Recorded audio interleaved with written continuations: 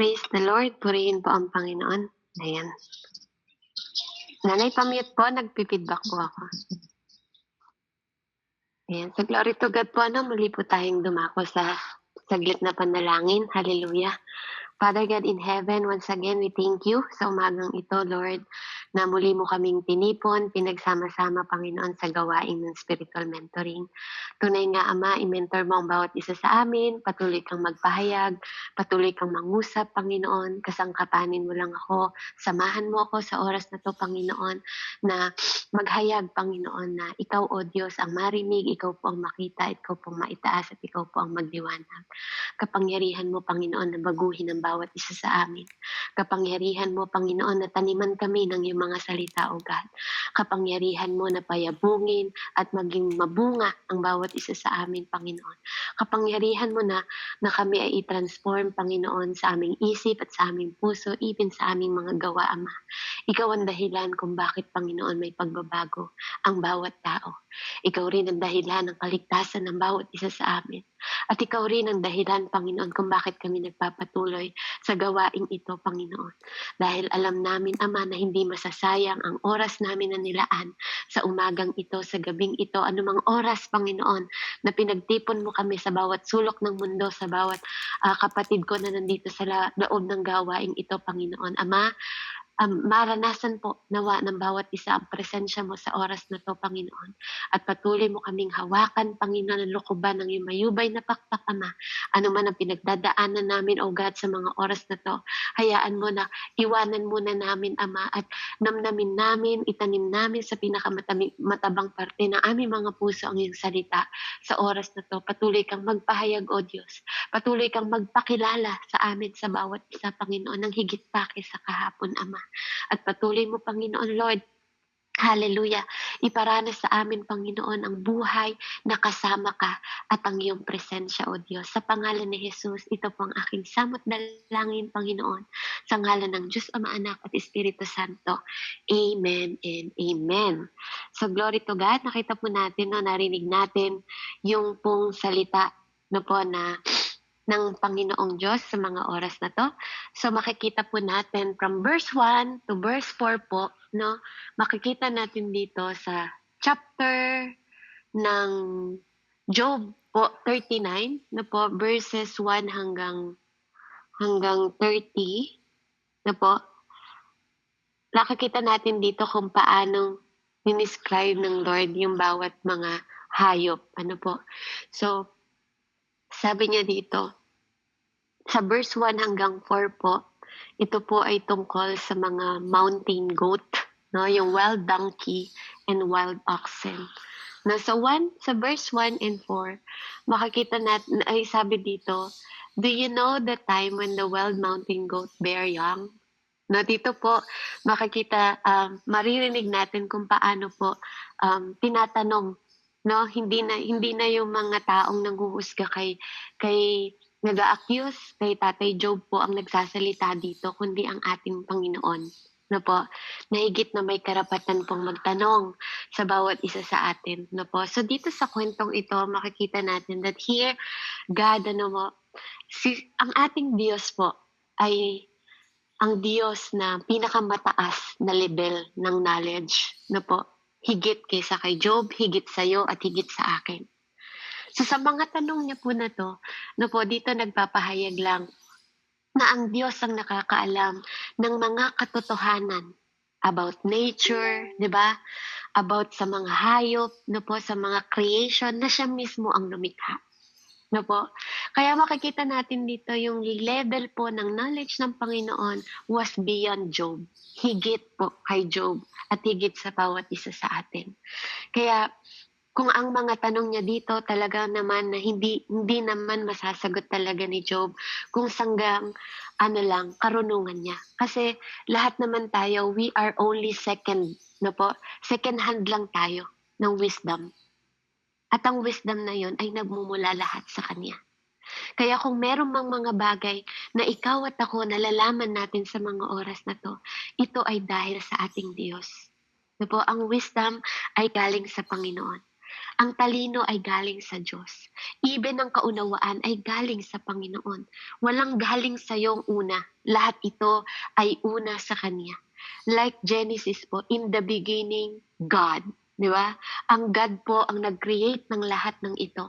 Kaya walang ibang nakakaalam kung paano to mag-operate, kung anong kinabubuhay nito, anong kinakain nito, saan ito nabubuhay, saan to malakas, saan to mahina. Na po dito, pinatutunayan lang ng Panginoon na ang level ng kanyang kaunawaan at karunungan ay higit kaysa kanino sa bawat isa sa atin. Amen? Kaya po, from that verse, doon pa lang, doon po sinisimulan ng Panginoon ng kanyang pagpapahayag po, kay Job. Amen?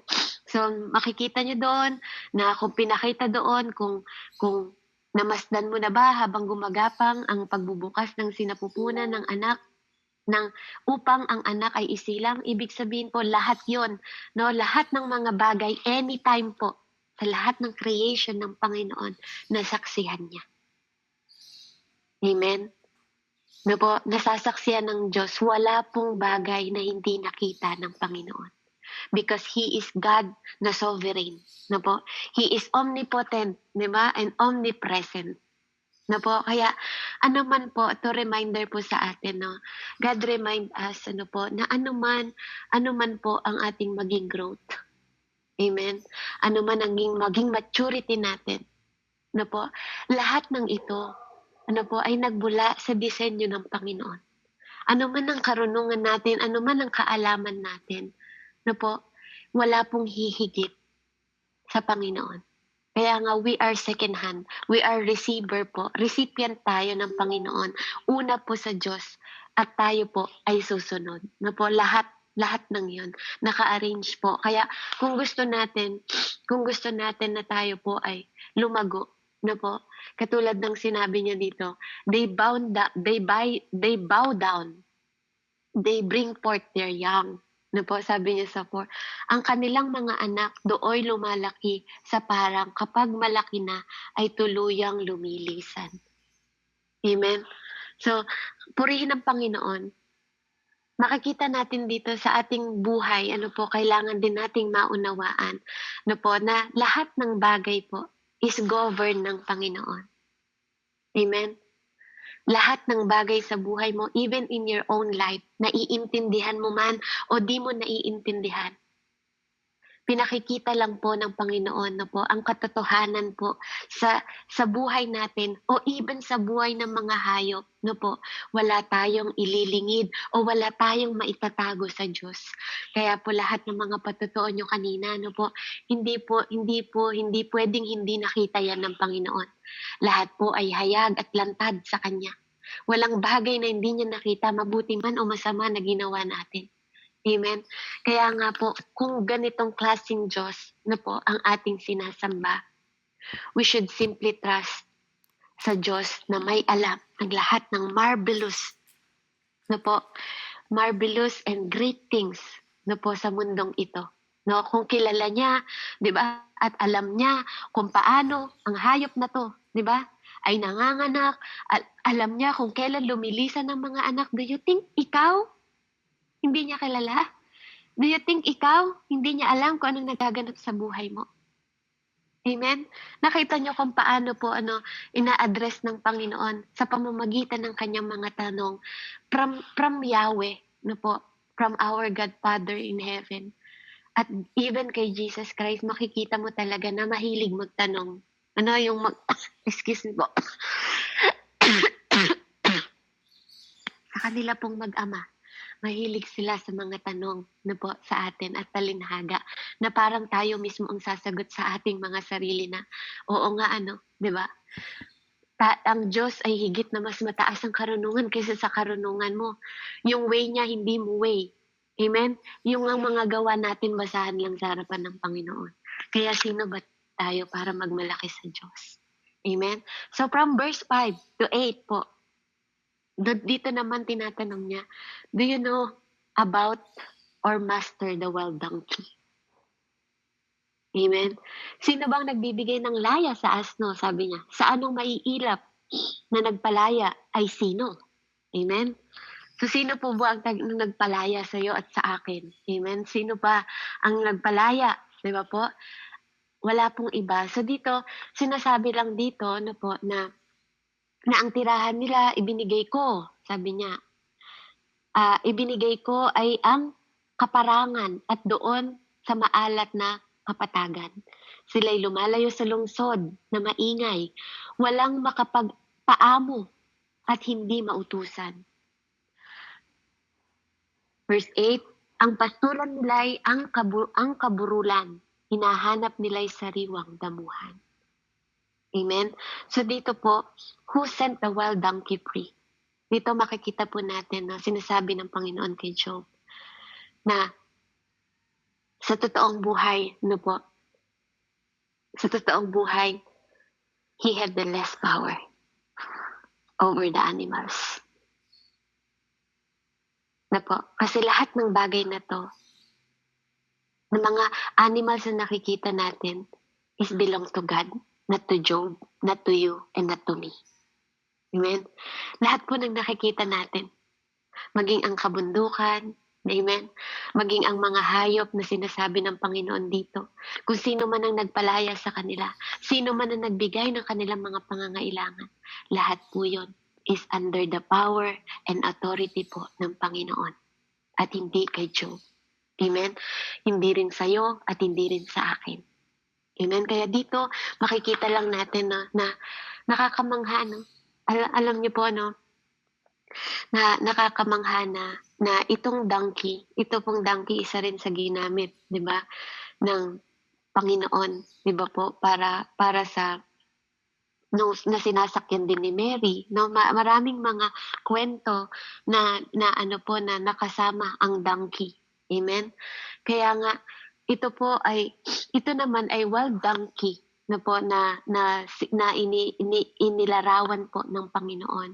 Ano po, at makikita natin from Genesis 16:12 din po, sinabi niya doon that he shall be a wild man, his hand shall be against every man, and every man's hands against him, and he shall dwell in the presence of all his brethren. Amen? So makikita natin doon na ito pong mga wild na ano na to, na nakakatuwa, na ma-admire po lahat ng creature na po na ginawa ng Panginoon. At binigyan niya to ng both freedom, hindi lang sa atin, kundi pati sa mga hayop po. Ganun po yung abilidad ng Panginoon na makapag-survive itong mga ano na to, na mga donkey na to, no, under po the supervision ng Panginoon. Na sila po sa bawat kondisyon ng mga hayop na inilalahad ng Panginoon sa istoryang ito. Makikita natin kung gaano kataas ang kalaman ng Panginoon na alam niya even ng wild donkey kung paano mamuhay at kung paano mag-provide. Amen? At obviously, ito hindi to alam lahat ni Job. Yun lang yung sinasabi ng Panginoon, hindi para ipamukha yun kay Job, kundi para sabihin lang sa kanya, di ba, that tayo po, hindi talaga tayo ka-level ng Diyos. Hindi tayo pwedeng lumibel sa karunungan ng Panginoon na higit kaysa sa karunungan natin. Kaya nga sabi niya, ang kaparaanan mo, hindi niya kaparaanan, di ba? Ang pag-iisip mo, hindi niya pag-iisip. Kasi magkaiba po tayo ng pag-iisip sa Panginoon kung ikukumpara po tayo sa Diyos.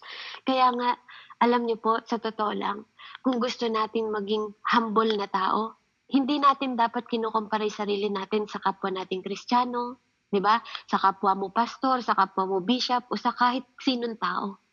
Kung gusto nating magkaroon at taglayin natin ang humility na galing po sa Panginoon, ikumpara mo yung sarili mo sa Diyos para alam mong yumuko sa harapan niya. Kasi katulad ni Job sa mga oras na to, talagang humility po, pakiramdam ko, yun ang nararamdaman ni Tatay Job sa harapan ng Diyos. Yung mga anghel nga lang na makaharap, 'di ba? ng mga nila Daniel, 'di ba? Nanginginig na sila sa takot. Paano pa kaya kung naririnig mo yung tinig ng Panginoon na ganito, na nagtatanong sa iyo, na nagsasabi sa iyo kung alam mo ang lahat ng bagay na ito. Na parang sinasabi niya, na Job, kung nangyari man yan sa buhay mo, do you think hindi ko alam? Amen? 'Di ba po? Kaya ikaw, Ate Benita, 'di ba po? ikaw po, Ma'am Risa, 'di ba? Ate Jane, yung mga buhay ninyo, kung alam niya yung mga kung paano niya pino-provide yung pagkain ng mga hayop na 'to, kung paano niya ito pinasusurvive, 'di ba? Sa mga pasture, sa mga pastulan. Do you think ikaw hindi kanya minamalasakitan katulad ng mga hayop na 'to? Na lumayo man sila sa bundok, mag-ingay man sila, 'di ba? Amen. Nadadala po sila sa pastulan na may sariwang damuhan. 'Di ba? Ano bang pangako niya sa atin sa Psalm 23? Amen. 'Di ba po, sinabi pa nga niya doon iaharap niya yung mga kaaway niya sa harapan natin sa lamesa para makita nila kung paano natin nag-glorify ang pangalan ng Panginoon. Sa harap ng mga kaaway mo in the table, sabi niya, in the end, 'di ba? In the table with your enemy. Ipapakita doon, no? Kaya alam niyo po, no, ano man ang pinagdadaanan natin, alam ko po lahat tayo may pinagdadaanan. Alam ko hindi lahat madali, hindi din lahat mahirap. Hindi rin lahat po, no, hindi rin lahat tayo pare-pareho ng level ng mga problema. Pero alam niyo po, itong Panginoon na to na sinasamba po natin, no po, na pinasasalamatan natin, na pinupuri natin, kung kaya niya pong mag-provide, no po, sa mga wild donkey na to, wild pa po to no po, at kaya niyang ibigay at i-provide ang lahat ng mga pangangailangan. Tayo pa ba? Ng mga anak niya na ngayon sa totoo, sa mga tumanggap sa Panginoon na tunay na tumanggap. Huwag nating tingnan na mas mababa ang ating sarili kaysa sa wild donkey. Amen? Kaysa sa mga hayop na ikukumpara, na tinatanong niya po dito. Na po, huwag natin tingnan yung sarili natin na mas mababa tayo doon. Kasi parang ang sinasabi ng Panginoon dito, kung silang mga hayop pinapahalagahan ko, kayo pa ba na ginawa kong kawangis ko? Job, sabihin mo sa akin. Diba? Kaya pakiramdam ko natutunaw po siguro si Tatay Job sa mga oras na to, no? Kung paano pong nagsasalita yung Panginoon. No po? Kaya ano po, dapat alam natin. No po, alam natin na ang Diyos natin po, hindi siya Diyos na nagpapabaya. Sabi nga sa salita ng Diyos, siya daw yung Diyos na He care. He care about you. He care about me.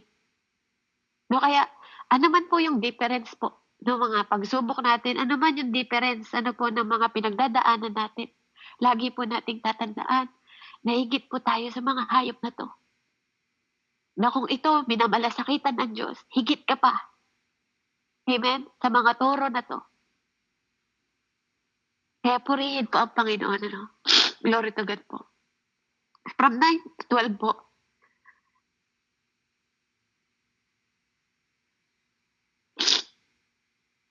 Amen. Sabi niya dito sa 9 at 12 po, do you know about our master, the wild ox? Amen. So sabi niya, ang mailap na toro, iyo kayang mapagtrabaho. Maitali mo kaya siya sa isang gabi sa iyong kwadra. Matatalian mo kaya siya sa lubid upang sa pag-aararo magamit ang paghila ng suyod sa iyong bukid. Iyo bang maasa ng lakas na taglay niya? Mabibigat mong gawain, maipagkakatiwala ba sa kanya? Umaasa ka ba na siya ay magbabalik upang sa animo ay siya ay gumiit? Amen. So dito po sa verse 9 to 12, no po, makikita naman natin dito, no po, na walang doubt, no po, hindi natin pwedeng pag-alinlanganin, no po, na si Job ay mas matalino kaysa sa wild ox. Pero hindi niya pwedeng utusan yung ox, 'di ba, na mag-serve sa kanya. Amen. Kasi dito po makikita natin that kulang siya, no? Si Job ay kulang talaga, he is lack, no? Kulang po siya ng kaalaman about sa pagmamaster, no po, sa mga katulad nito na lilalang ng mga katulad ng ganito. Na po, lalo na yung mga wild po na mga ox na katulad nito. Itong toro po ito eh, di ba? Hindi mo naman to talaga pwedeng dahil alam natin kung gaano ang ugali ng toro.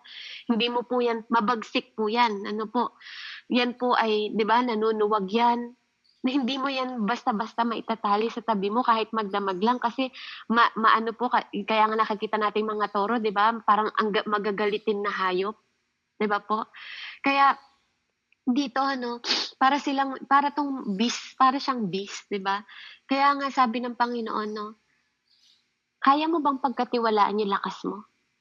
Kung aasa ka lang sa lakas mo, 'di ba? Para sa toro na 'to, maipagkakatiwala mo ba sa kanya? 'Di ba? Kahit na malakas itong toro na 'to, 'di ba? Hindi natin pwedeng ipagkatiwala sa kanya yung buhay natin bilang tao. Kasi alam natin na mas mataas ang karunungan natin kaysa sa mga wild ox na 'to. Na po nilikha tayo ng Panginoon na mas knowledgeable po tayo. Pero hindi pwedeng itong ox na 'to, mag-serve sa atin. Katulad kung paano ang mga kalabaw, 'di ba? It's different from ox. 'Di ba? Yung mga kalabaw, maaamo sila, pwede natin silang maging pet, pwede natin silang maging alaga. 'Di ba? Kahit may mga sungay sila. Dahil sila ay katulong talaga ng magsasaka sa kabukiran. Mapapastol mo din ang buong magdamag. Hindi katulad po ng wild ox. 'Di ba? Kaya nga 'to tinawag na wild. Na po, kaya ito yung tinatanong sa kanya ng Panginoon kung kaya mo ba? Kahit buong magdamag lang, binibigyan siya ng buong magdamag. Pero ang totoo po, hindi natin kaya. Amen? Hindi mo rin 'to magagamit. Na po, sa pag-aararo at lalagyan mo ng lubid katulad po ng kalabaw. Na po, baka ikaw ang anuhin nito, sugurin nito kapag pinalo mo siya. Susugurin ka nito. Amen? Kaya, dito po, yung wisdom din. Na hindi natin kailangan na kung may mga bagay, kung may mga tao na wild o mga bagay na nakikita natin sa buhay natin na humahampas sa atin, nagiging wild sa buhay natin. Na minsan hindi mo naman kailangan sugurin. Na po, maging matalino tayo.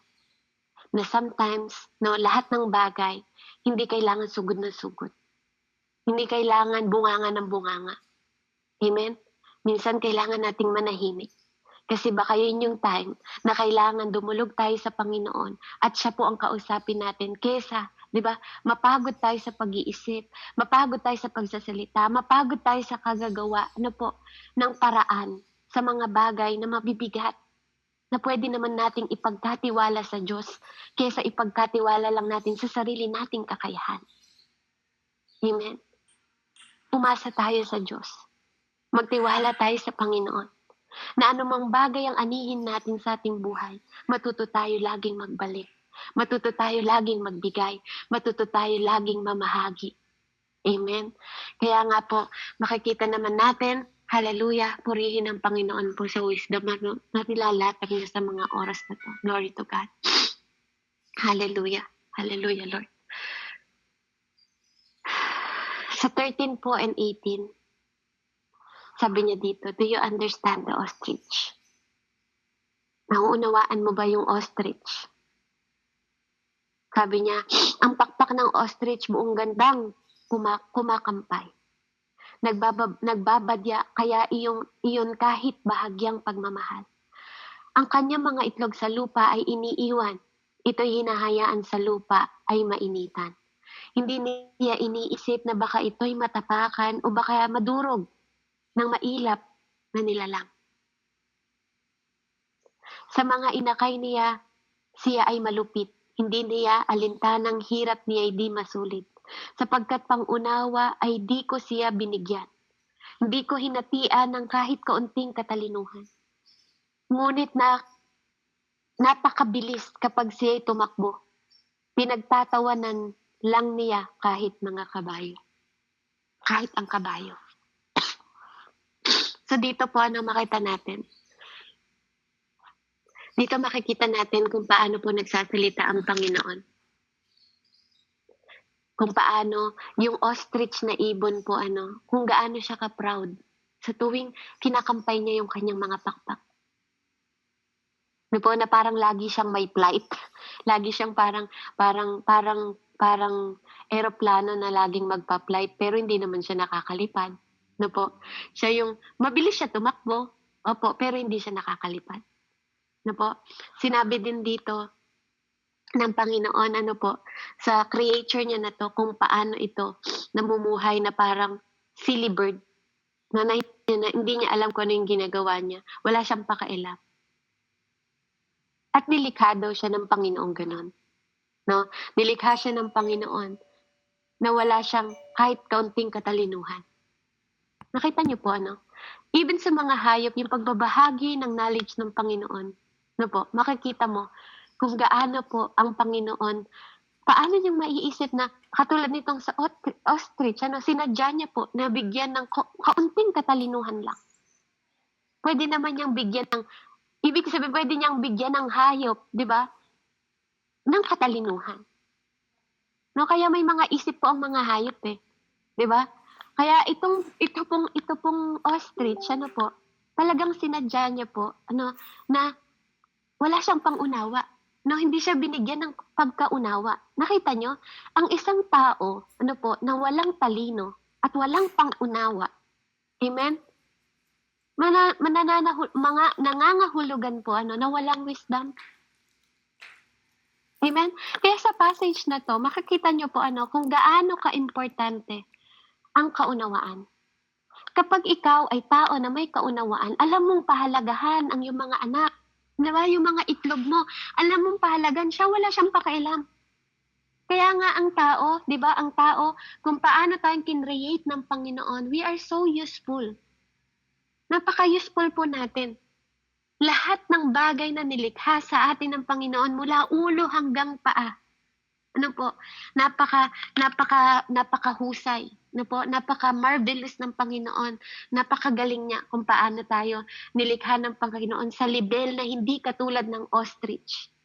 Na ang ganda-ganda niyang tingnan, yung mga pakpak niya pag binuka niya, yung mga buntot niya pag binuka niya, iba-ibang kulay.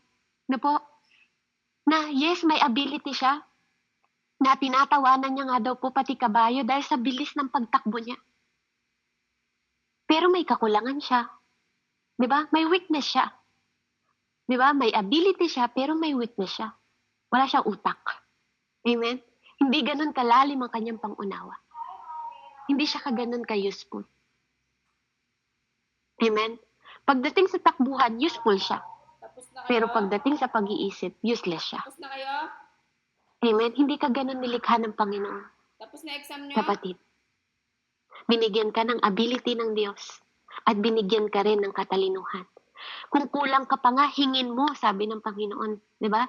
Kung kulang ka ng wisdom, hingin mo sa Panginoon. Baka kaya mo hindi natatanggap kasi hindi mo pa hinihingi, sabi pa nga niya. Kasi nakalaan yun para sa'yo, hindi para sa ostrich. Amen?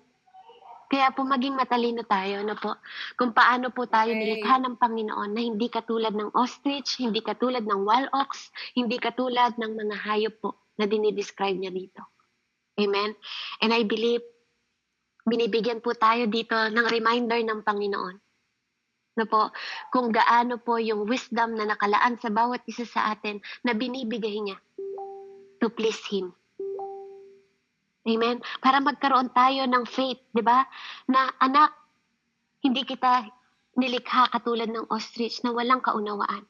Binigyan kita ng pangunawa para maunawaan mo, di ba? Na kailangan mong magtiwala sa akin at manampalataya sa akin dahil yun ang makakapag-please sa akin para tulungan kita sa anumang bagay at sitwasyon at katayuan. Katayuan mo ngayon. Spiritual mentoring ako. Amen?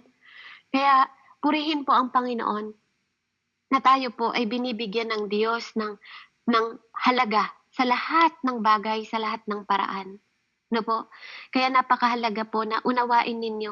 Unawain po natin yung mga pinapahayag ng Panginoon dito po sa kanyang sinasabi. No po? Na mas marami tayong nag-get.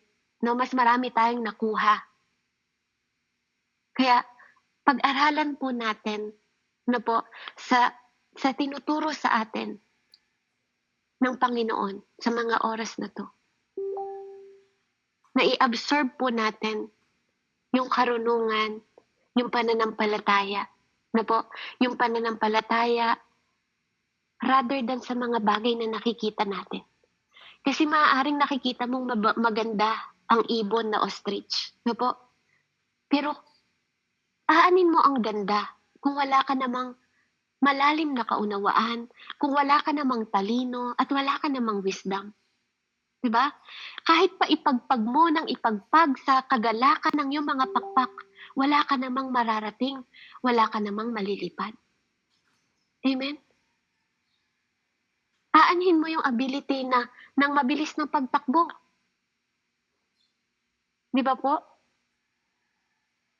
Kung wala ka namang pangunawa sa bawat tinatakbo mo.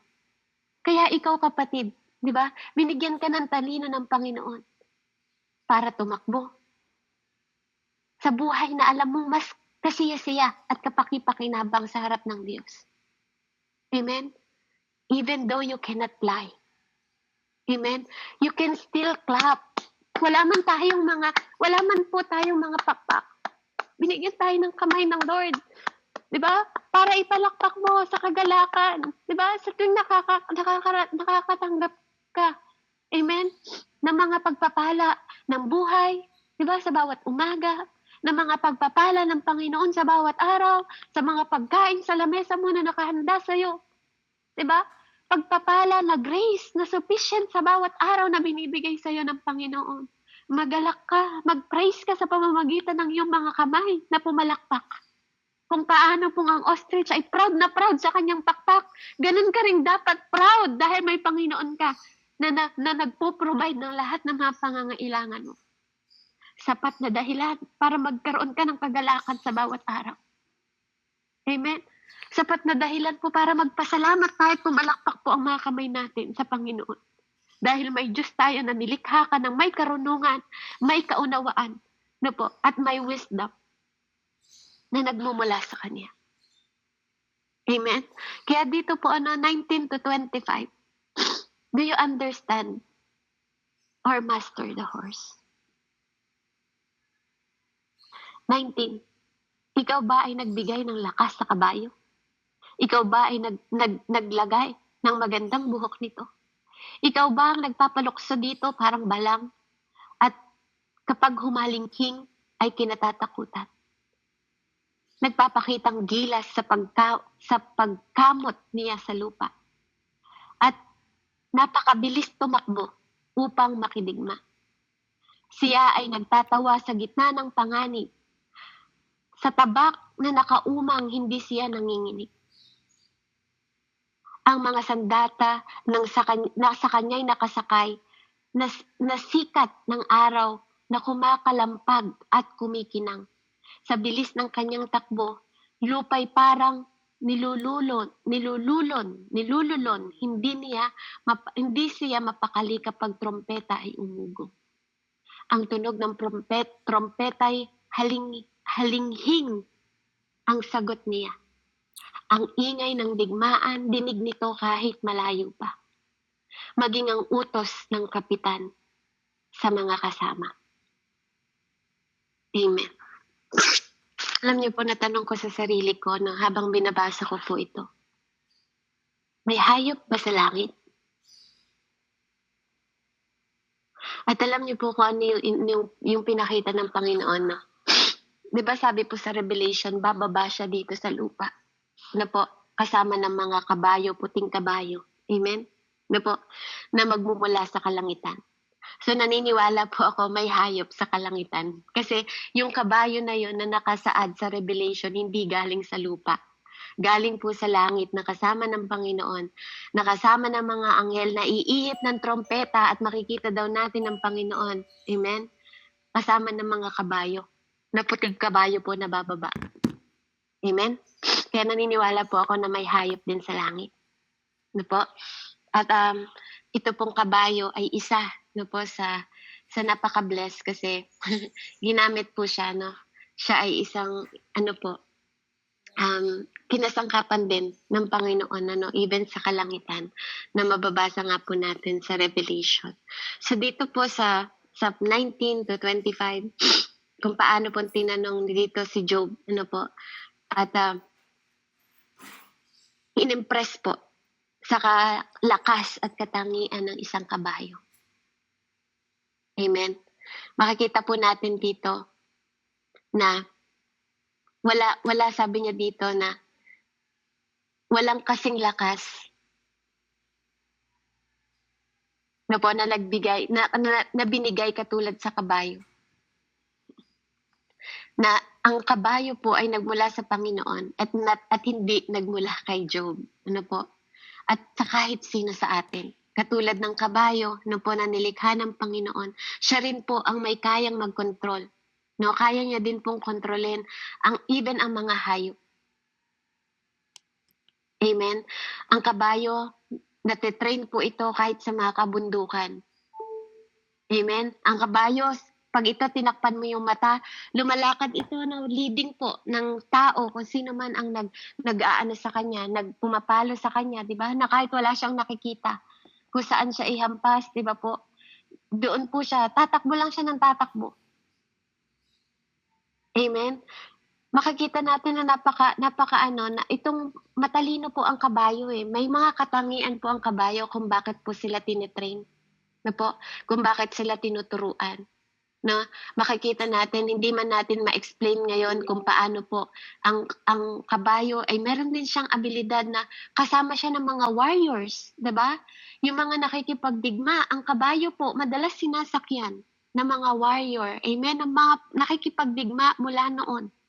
No po kung bakit ang kabayo ang kanilang sinasakyan para mag-operate po para maging sasakyan nila. Amen. Kaya napaka-interest po ng kabayo. Anong mga katangian ng kabayo na rason kung bakit siya po ay napaka-kagamit-gamit. No po, kagamit-gamit po yung kabayo. Isa siya sa mga creature ng Panginoon na makikita natin yung wonderful power and wisdom ng Diyos sa kabayo na binigyan niya ng lakas, no po? Binigyan din niya ng talino para sa war, 'di ba? Sa mga katulad ng mga pakikipaglaban, ano po? At kasama po siya ng tao na makipaglaban. Sinasakyan siya habang nakikipaglaban po. Amen? Kaya, purihin ang Panginoon, kung yung wisdom ng Diyos, pwede naman, di ba, kalabaw ang gamitin mo sa pakikipaglaban. Pero hindi eh. Pinipili din ng Panginoon talaga kung anong hayop ang pwede mong gamitin sa pakikipaglaban. Di ba? Ganun po katalino yung Diyos natin. 'Di ba? Hindi mo pwedeng baliwalain yung talino ng Diyos na 'to na lumikha ng lahat ng bagay sa mundong ito kung paano niya ito nilikha ayon sa kanyang karunungan. No, you cannot mock Jesus. You cannot mock God. Ano po? Even sa mga hayop talaga po. He is Almighty God. Na po na lumikha ng mga bagay na 'to. Na po na mga hayop na 'to. At ang nakakatuwa po sa Panginoon, na talagang nakakasiya po, yung mga hayop na to, nilikha niya rin para mag-serve sa'yo at mag-serve sa akin. Lahat ng mga hayop na to, binigyan po tayo ng Diyos ng dominion. Diba? From the beginning pa lang, binigyan niya tayo ng dominion. Dominion po, na pamahalaan ng lahat ng ito. Kaya napakabuti po ng Diyos sa atin, Kaya, napaka po na tayo ay lagi pong magpakumbaba sa Panginoon sa mga bagay na nauunawaan at di natin nauunawaan dahil sinasabi dito ng Panginoon that He is all-knowing God. Alam niya yung ginagawa niya. Kaya respetuhin natin yung proseso ng ginagawa ng Diyos sa ating mga buhay. Iba-iba man tayo ng mga pinagdadaanan po. Alam ng Diyos ang kanyang ginagawa. Yun po ang kanyang sinasabi. Dahil kung alam niya ang ginagawa niya sa mga hayop at alam niya kung ano lang yung mga ability at pwede niyang ibigay, sapat yun para sa kanila. Dahil kung sufficient ang Diyos sa lahat ng binibigay sa atin, ganun din po sa mga hayop. Kaya from 26 to 30 sa pagtatapos po natin, do you understand? Dito pinapaunawa din sa atin, or master the hook or the eagle. Ikaw ba ang nagturo sa lawin upang ito'y makalipad? Kapag ikinampayang pakpak tungo sa timog ang tahak, naghihintay ba ng iyong utos ang agila upang sa mataas na bundok gumawa ng pugad niya? Matataas na bato ang kanyang tirahan. Mga pagitan ng bato ang pinagkukutaan. Ang kanyang biktima doon niya pinagmamasdan. kahit malayo pa ay kanya nang natatanaw. Sa kanilang mga inakay, dugo ang ibinubuhay. At tiyak na naroon siya kung saan mayroong bangkay. Amen. So dito po after kinonsider ng Diyos, yung mga hayop na panglupa. Amen? Dito sa 26 and 30, hayop na panghimpapawid naman po ang idinidescribe ng Panginoon kay Job. Amen? Yung wisdom ng mystery sa surrounding natin. Na po, na ito pong Diyos na to, na lumikha ng ibon na to, na hindi rin maipapaliwanag ni Job kung paano. Diba? Kasi hindi naman siya ang lumikha. Kaya hindi niya alam kung paano ang mechanic, kung paano ito lumipad, kung ano ang kwento nila, paano nilang buhay ng kanilang mga inakay, paano silang kumain. Amen? Ito ay hindi sa karunungan na po ni Job, pero karunungan po ng Panginoon. Amen? Kaya nga, kung paano niyan dinescribe yung fabulous creation ng Panginoon, na po, ipinaparada niya to before Job. Diba? Binaparada niya lahat ng kanyang nilikha. Diba? At sinasabi niya ito kay Job, tinatanong niya ito kay Job. Amen? Na lahat ng nakikita natin sa ilalim ng araw, na po, lahat ng iyon, nilikha ng Panginoon. Lahat ng mga hayop na nakikita niya sa ilalim ng buwan, lahat ng lang yon ay creation ng Panginoon. He is our maker. Sa lahat ng bagay sa mundong ito, nilikha niya para sa Kanya. Amen? Mababangis man na hayop, lumalakad man sa lupa, lumilipad man sa lahing papawid, lahat ng ito po ay creation ng Diyos. And even ikaw, kapatid. Even ikaw, Kuya Raymond.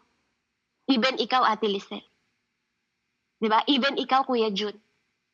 Ikaw ay isa po sa nilikha ng Panginoon. Kung paano niyang sinabi sa Genesis 1:26. Then God said, let us make man in our image, according to our likeness. Like them have dominion over the fish of the sea, over the bird of the air, and over the cattle over all. Cattle over all. The earth, and over every creeping things that creep on the earth. Lahat ng mga dinescribe na hayop po sa kwentong ito, binigyan ka ng Diyos ng karapatan na pamunuan ng lahat ng ito. Amen? Ang Diyos po ang nagsusustain sa mga great wild animals na sinambit. Ano po? Siya po ang nagsusustain ng buhay, even ng mga lumilipad na hayop. Siya rin ang nagbigay ng karunungan at mga ability ng mga hayop na to lumilipad man o nasa lupa. Ang Diyos ang nagbigay ng authority even sa mankind na katulad mo at katulad ko. Amen? Kaya anong dapat i-expect po ni Tatay Job sa mga oras na to? Dito makikita natin, that God, dapat mong i-expect at i-expect ko, and even ni Tatay Job sa mga oras na yon, na higit pa sa kaya mong isipin, ang kayang kontrolin ng Diyos.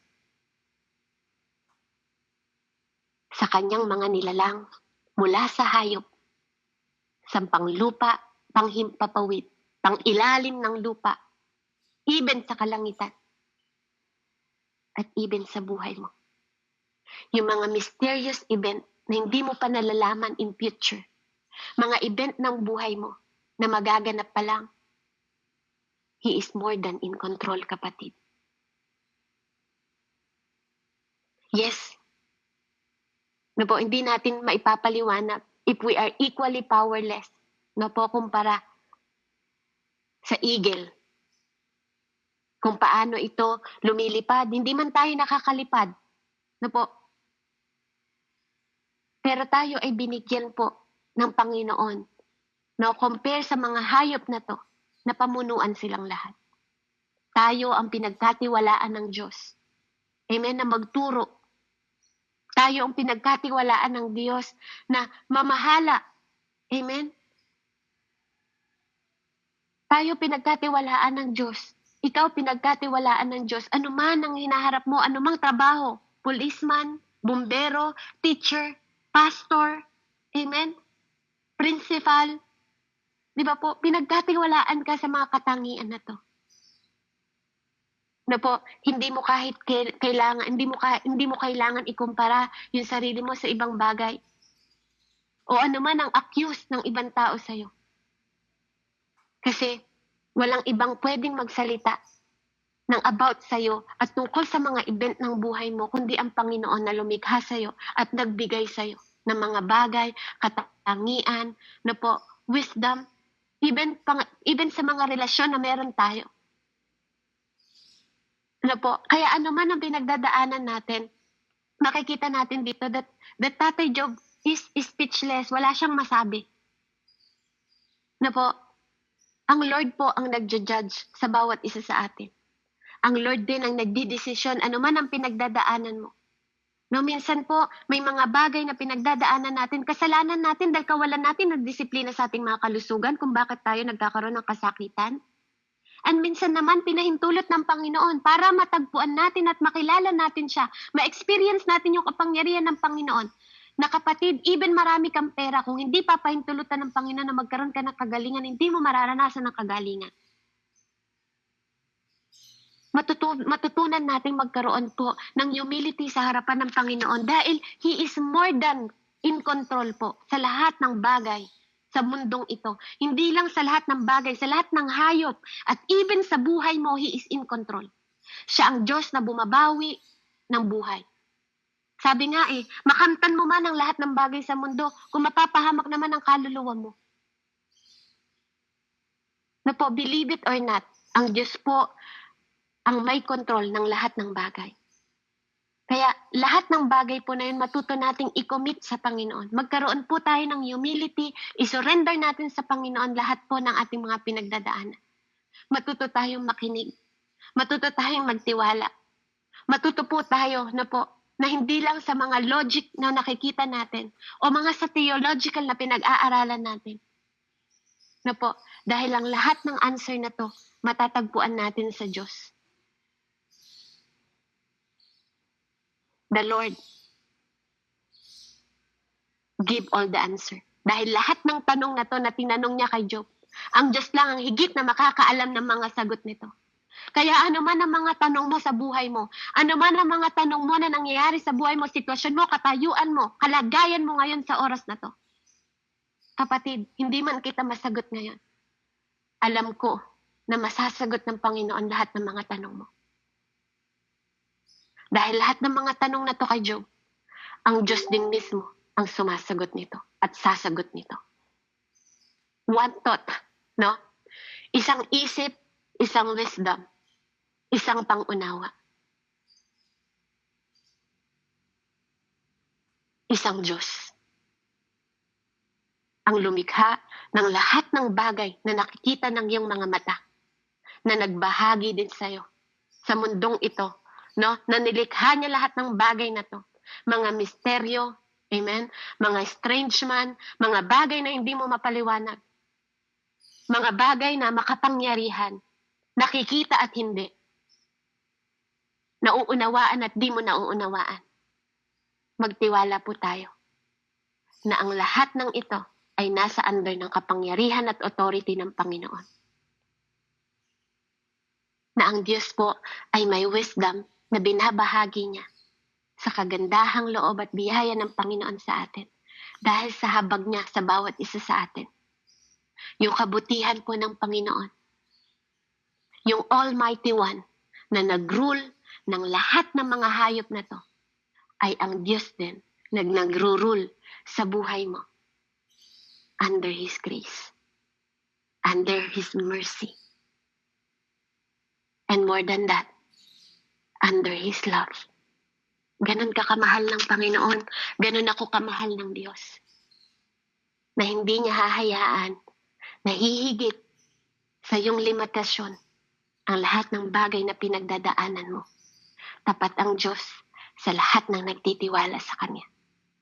Purihin ang Panginoon, and to God be the glory po. Heavenly Father, we thank you for you are God na nagkokontrol sa lahat ng bagay. Salamat that you create us more than Panginoon sa lahat ng mga hayop na to, sa himpapawid man o sa lupa. Salamat Lord na mas binigyan mo kami ng kaunawaan, karunungan Panginoon, na Lord alam namin na even hindi namin naintindihan ng lahat ng bagay Lord, patuloy kaming susunod. Patuloy kaming sasamba sa iyo. Patuloy kaming magpapasalamat. Na Lord, anumang bagay po na dumating sa aming mga buhay, Lord, alam namin na lahat ng bagay ay nasa iyong kamay, even ang bawat buhay ng bawat isa. Kaya Lord, nagpapakumbaba po kami sa mga oras na to. Isinusurrender namin ang lahat ng kalagayan namin, sitwasyon, Panginoon. Sa mga oras na to, sa iyo lamang, Ama. Kaya maraming salamat po na mas pinapaunawa mo na higit kaming mas mahalaga sa lahat ng hayop na to. Higit kami na mas useful, Panginoon, kumpara po sa mga hayop na to, Panginoon. Kaya Lord, nananampalataya po ako na wala kang nilikha, Panginoon, na wala pong halaga sa iyo. Kaya maraming salamat po, Panginoon, na pinahalagahan mo yung mga katulad namin, lalo na po sa amin, na nilikha mo na kawangis mo. Binigyan mo ng dominion sa lahat ng nalikha mo. Binabahagian mo ng karunungan mo, pangmaunawa, Panginoon, at kapangyarihan. Ginawa mo pang tahanan. Kaya Lord, maraming salamat po dahil nagiging kabahagi kami ng glory mo. Salamat po sa biyaya at pagmamahal mo na araw-araw mo pinaparanas sa amin, Panginoon. Kaya puriin ka, dakilang Ama, Diyos namin sa kalangitan na nakakatunghay at nakakakita sa bawat isa sa amin. Marami po salamat sa mensaheng ito, Ama. Purihin at dakilain ka, O Diyos, sa pinakamataas ng pagsamba sa pangalan ni Jesus, sa ngalan ng Ama, Anak at Espiritu Santo. Amen and amen. Glory to God po and God bless po sa bawat isa.